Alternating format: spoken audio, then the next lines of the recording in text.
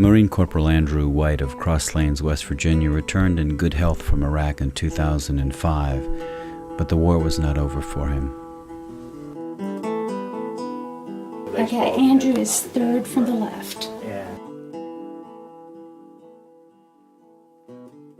I don't know if you know Adam Crumpler.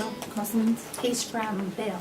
Mm-hmm. Andrew saw Adam get killed. Oh, okay. Andrew saw several people killed.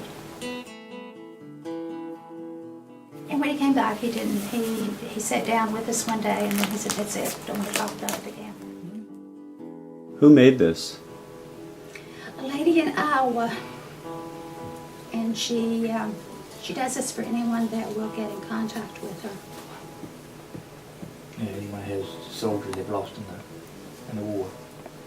Just days after returning from Iraq, his duffel bag not even unpacked, Andrew and his parents learned of the death of Andrew's brother Robert, an Army staff sergeant killed by a rocket-propelled grenade in Afghanistan.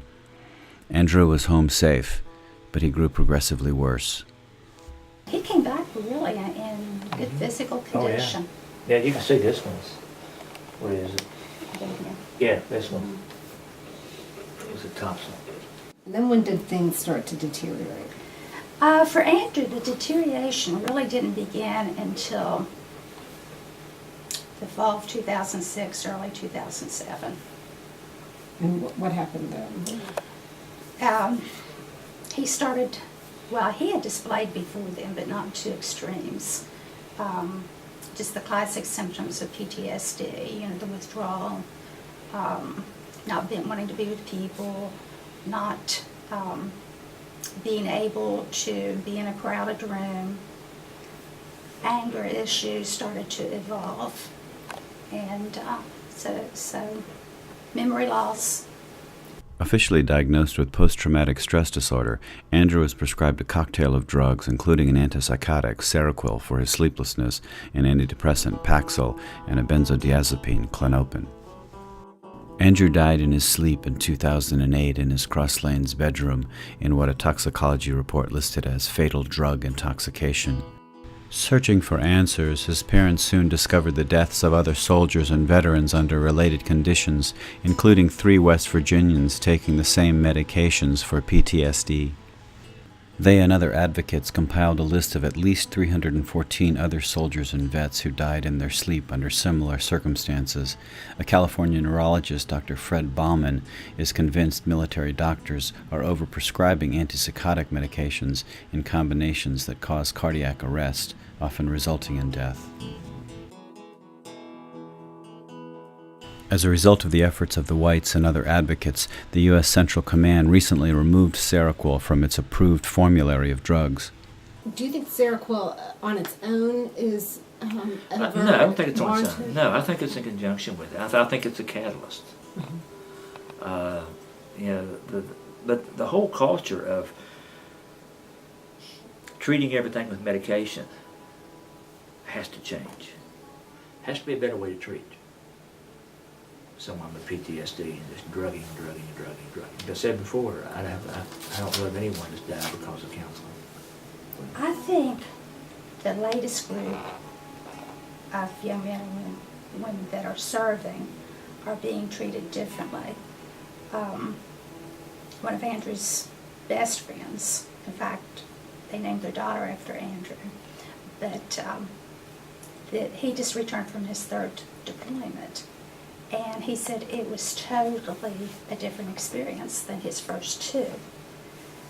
The young men that went with him did not experience the horrors that accompanied his first 2 tours.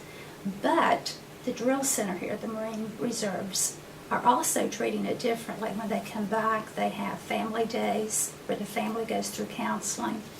They're actually being compensated for doing that, to try to increase the number of people that are participating. So that's a step forward. I think the real issue are the number of men and women that have seen the horrors of war between 2001 and 2011. Right. I think there's a multitude of changed individuals.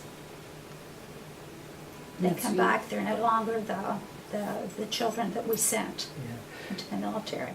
The sad thing about it is national media has not picked it up. It's been local media, like you guys, or the Washington Times has done articles, the Denver Post has done articles, Philadelphia Inquirer has done articles, the local TV station here, the local TV station in Raleigh.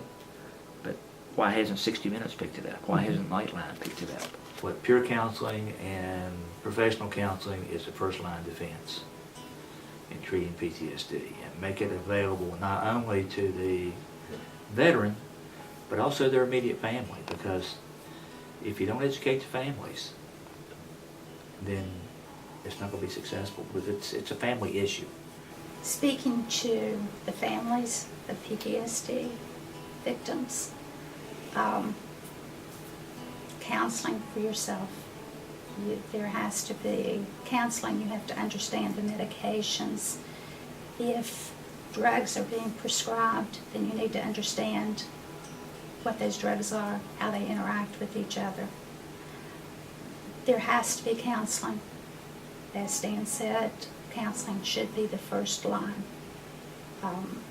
I know personally the difference that it makes.